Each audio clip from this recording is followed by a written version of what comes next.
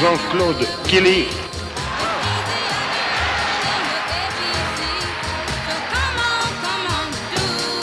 De Grenoble.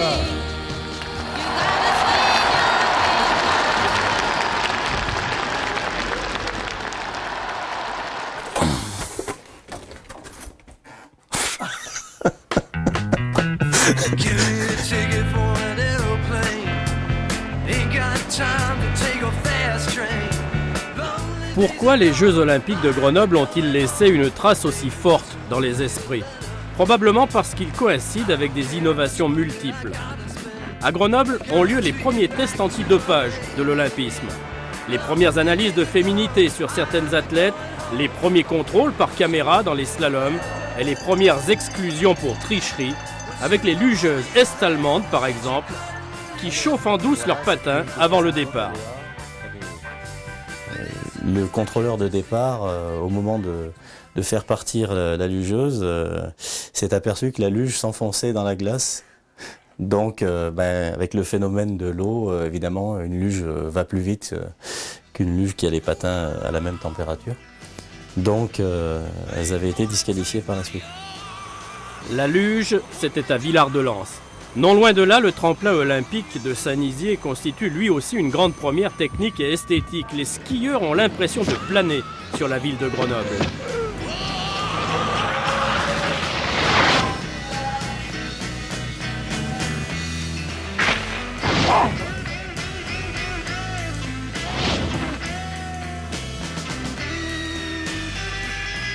Et c'est ici que pour la première fois aux Jeux Olympiques, deux sauteurs atterrissent à plus de 100 mètres, le Russe Belousov et le Tchécoslovaque Raska.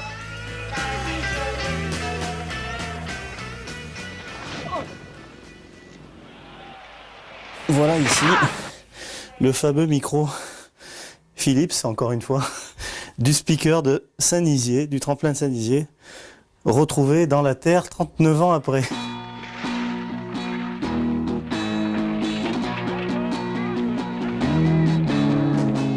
Grande première aussi de l'autre côté de la vallée, à Champs-Rousse. C'est le royaume du ski alpin. Public et journalistes sont aux premières loges.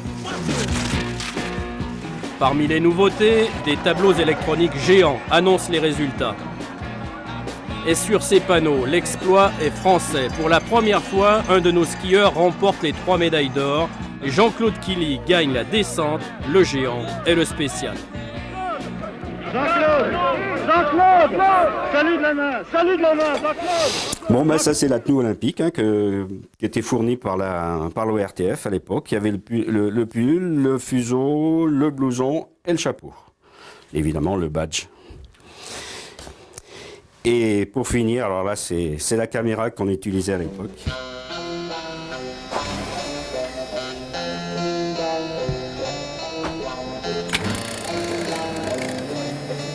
Mais si les Jeux de Grenoble font un tel tabac en 68, c'est parce que ce sont les premiers grands jeux médiatiques de l'histoire. 2500 reporters, on n'en a jamais tant vu, sont venus du monde entier. Et ce sont d'abord les Jeux de l'image et du direct mondial en couleur grâce au satellite de retransmission Early Bird.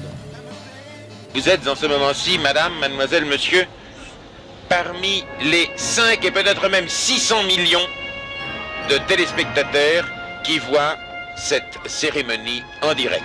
La plus grande innovation qui a marqué les Jeux de Grenoble, ce sont la retransmission des Jeux en couleur.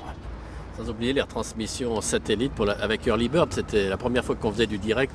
C'est la première fois qu'il y a eu du direct, et notamment la grande chaîne américaine ABC, qui a retransmis les Jeux avec son journaliste fétiche Dick Button. Et c'est ce qui a donné à l'olympisme, on peut dire à l'olympisme en général, au-delà même des Jeux d'hiver, une dimension qui allait être confirmée quelques mois plus tard avec Mexico, puisque 68, c'est l'année de beaucoup de printemps.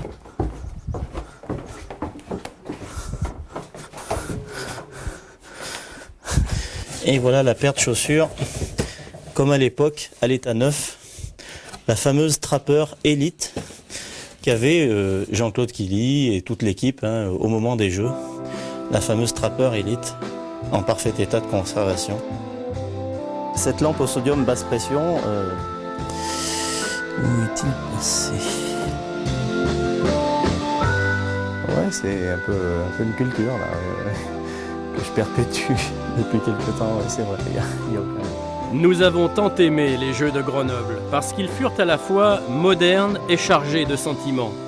Et même si les marchands du temple commençaient à renifler l'aubaine, les champions restaient abordables, simples, sympas. Comme était sympa la toute première mascotte créée pour une Olympiade, le bonhomme Schuss, avec son fuseau et sa bonne bouille tricolore.